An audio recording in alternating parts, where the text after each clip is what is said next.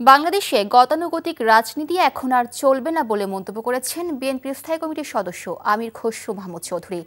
ঢাকা মহানগর উত্তর বিএনপি আয়োজিত জিয়া সুইমিং কার্নিভাল সিজন 1-এর উদ্বোধন করতে গিয়ে তিনি এমন মন্তব্য করেন। দেশের মানুষের মনোজগতে যে পরিবর্তন এসেছে তা রাজনৈতিক কর্মীদের ধারণ করতে হবে উল্লেখ করে আমির খসরু বলেন, মানুষ এখন আর গদ বাঁধা রাজনীতি দেখতে চায় না। নতুন প্রজন্ম এখন নতুন ধারায় চিন্তা করতে শিখেছে, তাই বিএনপিকে ভিন্ন ধারার রাজনীতি নিয়ে মানুষের কাছে যাওয়ার উপর গুরুত্বারোপ করেন তিনি। এ সময় সাঁতার প্রতিযোগিতায় অংশ নেওয়া বিজয়ীদের মাঝে পুরস্কার তুলে দেন বিএনপির এই স্থায়ী কমিটির সদস্য।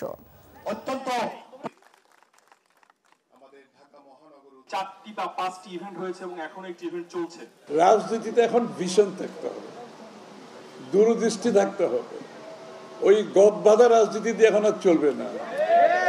আপনাকে নতুন নতুন ধারণা নিয়ে জনগণকে উদ্বুদ্ধ করতে হবে এবং নতুন প্রজন্মকে উদ্বুদ্ধ করতে হবে। বাংলাদেশের মানুষের মনোজগতে বড় পরিবর্তন আসছে, এটা আমাদেরকে ধারণ করতে হবে। এটা ধারণ করতে না পারলে রাজনীতি চলবে না। কিন্তু আগামী বান্ডেল থাকলে প্রতি সেনমানিতে টাকা বাঁচবে। বিকাশ সেনমানি বান্ডেল কিনে জিতুন প্রতি লেনদেনে। ভাই বয়সটা কত ভাই? এই বয়সে কি আপনি জাউরামি করেন নাই? ফার্স্ট টাইম করতে গিয়ে কট খেয়ে গেলাম গো ভাই।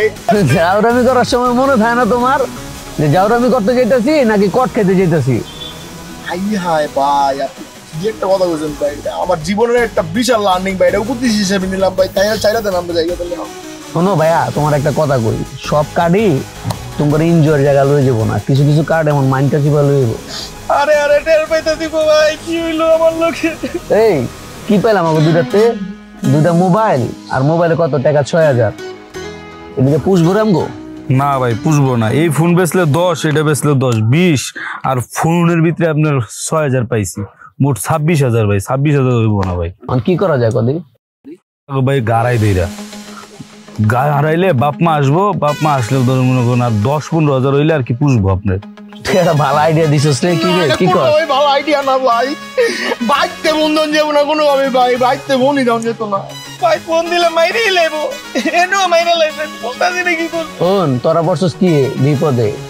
এমন বিপদে তোর বাপ মা ছাড়া আর কেউ এই দুনিয়াতে তোকে সাহায্য করবো না, বুঝিস তাই না ভাই? আপনি আছেন বুঝার ভাই। ভাই আপনি বাইতে ফোন দিলে আপনারা আমার মাইরে লেবেন, এই কষ্ট আপনার করা লাগতো না। বাপ মাই আমার মাইরে লেবো ভাই।